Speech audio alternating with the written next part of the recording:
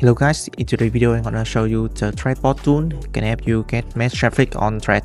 Okay, so you see the screen. This is my tool that I'm using to manage and using unlimited trade account and also either Instagram accounts. Okay, after that I will go to trade function, and in here I can choose many options about this platform. So first is the portrait. So first is the portrait function, and in here this function will help me to auto post the content that I already add in this tool with my multiple trade account.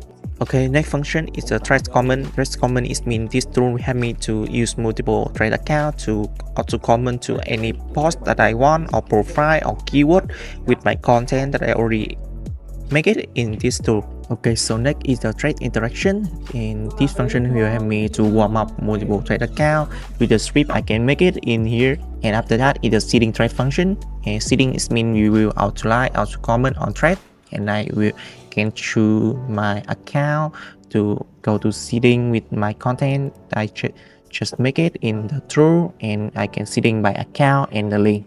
Okay, so next function is the change thread information, and like the name, you can this tool will help you to change all your information of your account, and you can choose the option in here like change avatar, change bio, change interest, and add link or many more.